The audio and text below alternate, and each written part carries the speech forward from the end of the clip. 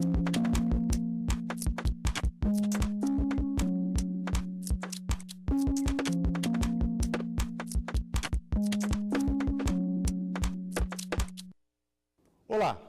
o Direito Sem Fronteiras hoje é muito especial. A gente celebra os 15 anos da TV Justiça e por isso desembarca aqui em São Paulo, no Palácio da Justiça, aqui nessa belíssima sala que é a sala do Tribunal do Júri e recebe convidadas para falarem a respeito dessa importância da TV Justiça, dos programas que transmite, das sessões plenárias. O que isso de fato representa? 3, 2, 1... 11 de agosto de 2002. Foi nesta data que o Brasil ganhou uma TV do Judiciário.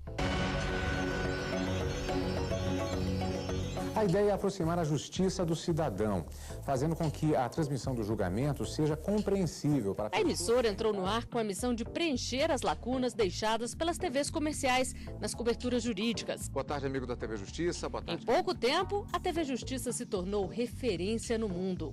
Autoridades dos Estados Unidos, Rússia, Alemanha, Portugal e China, por exemplo, vieram até aqui conhecer a estrutura e a transmissão ao vivo dos julgamentos. Bom, e para falar sobre esses 15 anos da TV Justiça e sobre esse serviço prestado pela emissora, eu trouxe aqui duas convidadas muito especiais. Eu converso com a juíza Silvia Steiner, que foi a primeira magistrada a integrar o Tribunal Penal Internacional, e a procuradora do Estado de São Paulo e também professora, mestre em Direito Constitucional, Cristiane Falsarella. Sejam bem-vindas ao Direito Sem Fronteiras. E eu queria começar perguntando para a Cristiane o seguinte: o que isso representa, esse serviço que é prestado pela TV Justiça, com todos esses programas, né? São mais de 50 programas que são exibidos, de diversos gêneros, né? O que você diria sobre isso? A concepção da TV Justiça, sem dúvida, é uma grande inovação, na medida que ela aproxima o cidadão do judiciário e, mais especialmente, do Supremo Tribunal Federal. Se antes as sessões já eram públicas, até porque isso se insere no nosso sistema constitucional, que houve uma opção do Constituinte pela publicidade das sessões de julgamento, não só do Supremo, mas de todo o Poder Judiciário, conforme está consagrado no artigo 93, inciso 9 da nossa Constituição, a TV Justiça ela deu uma amplitude muito grande a uma publicidade que já existia, na medida que as decisões não só são públicas para aqueles que têm interesse em adentrar a sala, o recinto em que há a sessão, mas a todos aqueles que têm acesso a uma programação que é transmitida em rede nacional. Então, não obstante já houver essa possibilidade de ter acesso a uma decisão, à íntegra de uma decisão do Supremo pela consulta ao site da Corte, dificilmente o público leigo teria essa preocupação em ler efetivamente um interruptor de uma decisão. E agora qualquer pessoa tem acesso pela televisão a um julgamento, conhece os ministros, acompanha os casos de maior repercussão, o caso do mensalão, por exemplo. Então, há uma maior proximidade, uma aproximação mesmo da sociedade com relação ao judiciário. Doutora, o que a senhora pensa a respeito dessa publicidade que se dá nas sessões plenárias, né? Que elas são feitas, são transmitidas ao vivo e sem cortes, né? Tanto a sessão plenária do Supremo Tribunal Federal, como também do TSE, né? Tribunal Superior Eleitoral. Como é que a senhora vê isso? Quais são os aspectos, digamos, positivos disso para a população, para o telespectador? Bom, eu entendo que os aspectos positivos superam os eventuais aspectos negativos. Eu tive a oportunidade de atuar num tribunal internacional e ter contato com juízes e outros tribunais internacionais em que as sessões todo o julgamento é transmitido para a população em geral. É muito importante, principalmente devido à matéria que nós tratamos nesses tribunais, que atinja as comunidades afetadas, que as comunidades afetadas possam ver que a justiça está sendo feita. O conceito que se tem lá fora de julgamento não envolve a deliberação. Os julgamentos são públicos, mas as deliberações são sempre mantidas apenas entre os juízes. E eu acho que esse seria o modelo adequado, no meu entender. Na sua opinião, Cristiane, essa parte, esse lado de uma programação do Poder Judiciário é importante, quer dizer, de você aproximar o cidadão nesse sentido, de que ele conheça até mesmo o próprio direito dele, né? Porque alguns programas fazem isso, mostram o Código de Defesa do Consumidor, como é que funciona, em detalhes algumas questões assim. Como é que você vê essa importância da TV Justiça nesse âmbito? Sem dúvida, ela desempenha esse papel fundamental de divulgar toda essa informação para o público leigo, que não tem esse conhecimento, e tornar o direito mais próximo e o Poder Judiciário mais próximo, considerando toda a repercussão das decisões do Judiciário, do Supremo, especificamente, que agora ocupam uma posição central no nosso cenário político, aproximar essas decisões do cidadão, o cidadão conhecer e poder entender melhor. E é um papel importante desempenhado pela TV Justiça, por exemplo, essa questão de aulas específicas de direito constitucional, é muito interessante. Uma emissora privada dificilmente teria uma grade que envolvesse uma transmissão de aula de direito constitucional, talvez não houvesse interesse. Então, um canal específico destinado a isso tem esse mérito de trazer esses temas ao público em geral. Pois é, pegando um pouco a carona nisso, é difícil falar de justiça, falar de direito na televisão, juíza? Eu acho que, como em qualquer outra profissão, os advogados, os magistrados, os membros do Ministério Público, nós temos que aprender qual é a linguagem que deve ser utilizada para que a ideia do direito possa ser compreendida pela população. Então, não adianta chegar a um jurista, por mais ilustre que seja, que comece a discutir a importância dos embargos infringentes a uma decisão declaratória do direito, seja lá o que for. Eu acho que, talvez porque eu tenha tido um treinamento também, fases da minha vida e de trabalho com organizações não governamentais, ligadas à proteção de direitos humanos, o que se observava era um desconhecimento da população a respeito dos seus próprios direitos. E você não pode defender um direito se você não sabe que você tem aquele direito e como fazer para defendê-lo. Então, havia um trabalho, e acredito que hoje continue havendo, de organizações não governamentais que se dedicam a esclarecer a população a respeito dos seus direitos. E é nesse quadro que eu situo a TV Justiça. Eu acho os programas que eu tive a oportunidade de assistir pela TV Justiça, conseguiu-se chegar a essa linguagem que é de fácil compreensão pelo homem comum, pela mulher comum, pelo jovem, a respeito dos seus direitos, em termos de meio ambiente, consumidor, aposentadoria, direitos trabalhistas. Então, estas são áreas que exigem que o jurista saiba como se comunicar com a população alvo do seu discurso. É mesmo porque a linguagem é sempre um desafio, né? Inclusive para nós jornalistas, conseguir colocar isso de maneira clara na televisão é um desafio, né? Não tenho a menor dúvida disso. Não, isso é necessário realmente um treinamento. E é um exercício diário. Cristiane, a TV Justiça tem sido exemplo para outros países, para outros poderes aí por aí afora? Sim. Como eu disse, conhecimento geral, a TV Justiça no Brasil, foi uma experiência pioneira no mundo. Mas, posteriormente, nós temos a experiência do México, em que foi criado também um canal específico, o Canal Justiça, que transmite ao vivo as sessões plenárias da Suprema Corte Mexicana. É uma experiência que se iniciou em 2006, então é posterior à nossa. É a única experiência que eu tenho notícia até agora, mas foi provavelmente uma influência o nosso caso da TV Justiça. Uhum. Você está fazendo um estudo recente na USP, Sobre o que é exatamente? Tem a ver com essa... Eu estou tratando no meu doutorado sobre a deliberação no Supremo.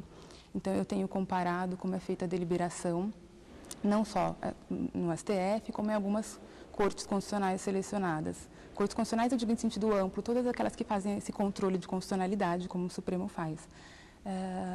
Eu selecionei algumas e eu pude... estou comparando os métodos de trabalho, como elas julgam, como elas deliberam, e uma dessas questões que eu estou analisando envolve essa publicidade ou não das sessões de julgamento. Eu tenho estudado. E eu pude observar a publicidade extrema que existe no nosso caso do Supremo é uma exceção. Em geral, as cortes têm deliberações secretas. Em alguns casos, há momentos em que há participação do público em sessões, principalmente de sustentações orais, e posteriormente na divulgação das decisões. Mas, especificamente, a sessão de julgamento tende a ser secreta. Mas, no nosso caso, nós temos uma própria previsão constitucional, como eu disse, que garante a publicidade das sessões de julgamento. Então, nós temos uma situação específica de uma opção política nossa, uma opção consagrada pela Constituição. Então, eu posso trazer o exemplo aqui da Alemanha, em que o Tribunal Constitucional Federal alemão, lá não existe um canal específico para divulgação de julgamentos, mas até a sessão do Tribunal Federal, o momento em que as partes podem estar presentes, a parte que é pública, a parte de sustentações orais, ela pode ser televisionada, eventualmente, por alguma rede de televisão que tem interesse em transmitir esse momento, até o momento em que as partes podem estar presentes. Depois há uma sessão reservada, em que só os juízes estão presentes, que é onde efetivamente se dá o julgamento. E, posteriormente, há uma sessão para divulgação da decisão. Nesse momento, há publicidade também, e é possível a transmissão televisiva, a gravação de imagens, mas a deliberação em si, da sessão de julgamento, ela acaba sendo reservada. Mas é uma opção do país, né?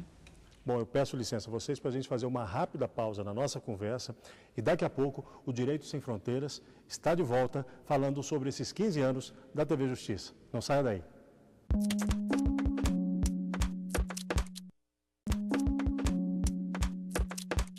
Estamos de volta com o Direito Sem Fronteiras, hoje conversando sobre esses 15 anos de prestação de serviços da TV Justiça. Qual a importância disso no sentido de ampliação desse acesso ao Poder Judiciário? Eu acho que até vai muito além do acesso ao Judiciário. Acho que acesso ao Judiciário é uma parte do trabalho da TV Justiça. Eu acho que é acesso ao direito. E eu acho fundamental que a comunidade em geral, a população em geral, tenha uma visão, uma compreensão do sistema legal em que nós vivemos, do sistema jurídico em que nós vivemos. Quais são os direitos que a população tem? Quais são os direitos em relação a questões relativas ao consumidor, ao meio ambiente, como eu já mencionei, aposentadorias. E eu acho, então, que a importância da TV Justiça está em conjugar essa transmissão de julgamentos do Supremo Tribunal Federal, afinal é a Corte Suprema que é encarregada de dar a palavra final sobre quaisquer temas ligados ao nosso sistema jurídico legal, mas ao mesmo tempo com uma programação voltada a levar o direito como um todo à população, com uma linguagem adequada e com temas de extrema atualidade, e esse é o grande mérito. É um grande mérito essa conjugação de programação da TV Justiça. Uhum. No mundo existe isso, doutora? Pelo conhecimento que eu tenho, é que ainda há muita resistência da maior parte dos países em autorizar a transmissão direta de sessões de julgamento. Eu cito como exemplo a Holanda, país onde eu vivi por muitos anos, em que não se admite é proibido, não só não se admite, como é proibido por lei. Na França, se permite a transmissão de determinados julgamentos desde que haja justificativa do interesse público específico naquele julgamento, como, por exemplo, há algumas décadas, os julgamentos dos nazistas e, hoje em dia, julgamento de alguns dos acusados pelo genocídio de Ruanda, porque se entende, neste caso, que existe vamos dizer, um interesse geral de uma comunidade em geral, mas não se permite a transmissão de julgamentos. Ainda na Inglaterra, o juiz, no seu tribunal, na sua corte, pode ou não autorizar a transmissão direta. Então, não é ainda uma ideia aceita, geralmente. O Tribunal Penal Internacional, todas as sessões de julgamento são públicas e transmitidas apenas com um atraso de 30 minutos entre a transmissão direta e a divulgação por canais de televisão, porque nesses 30 minutos, se algo for dito que possa comprometer, por exemplo, a segurança de uma testemunha, dá tempo de ser extirpado da gravação. Mas todas as sessões, todas as audiências são públicas e transmitidas, inclusive para comunidades distantes, as comunidades afetadas. Como eu disse, apenas as sessões de deliberação são secretas por imposição da própria lei que governa os tribunais internacionais. Nós temos também um exemplo dos Estados Unidos, só para trazer uma comparação, até porque a Suprema Corte norte-americana inspirou o nosso Supremo Tribunal Federal. Lá, esse debate também se colocou sobre autorização para filmagem ou não, transmissão por rede de televisão, porque às vezes há pedidos de rede de televisão para transmitir alguns atos. E a Suprema Corte tende a negar esses pedidos, não aceita a transmissão por televisão. Há uma publicidade na sessão de sustentação oral, em que as partes interessadas podem estar presentes, mas não é permitida a filmagem no recinto, nem mesmo a fotografia. Posteriormente, há uma sessão reservada para o debate, uma sessão secreta. Então, lá esse tema da publicidade, da conveniência ou não da divulgação pela rede de TV, também se colocou, é um debate que foi enfrentado, mas a Suprema Corte decidiu negar esse tipo de pedido. Ela mantém, mesmo a parte que é pública do julgamento, ela não é transmitida pela televisão. Agora, há uma respeitabilidade do Brasil no exterior em relação à justiça, ter um canal, uma emissora de televisão, para mostrar esse assunto, os assuntos do Poder Judiciário, em relação ao fortalecimento da democracia num país. Quer dizer, dá-se um entendimento de abertura, de transparência. Há esse aspecto, de maneira geral? Bom, eu tive poucas oportunidades de discutir esse assunto com colegas meus da comunidade internacional, jurídica internacional, mas as poucas conversas em que tive pareceram muito interessados, e principalmente quando eu dizia que se tratava de sessões da Suprema Corte, onde são discutidas matérias de direito, matéria de constitucionalidade, necessariamente, e, portanto, não envolvendo questão de privacidade das partes ou de testemunhas, como seria, a exemplo, nos julgamentos em matéria penal. E pareceram, vamos dizer, entusiasmados e elogiaram a iniciativa, mas com a ressalva de se tratar da Suprema Corte e que, portanto, só discute matéria de direito. Então, esta ressalva sempre era colocada.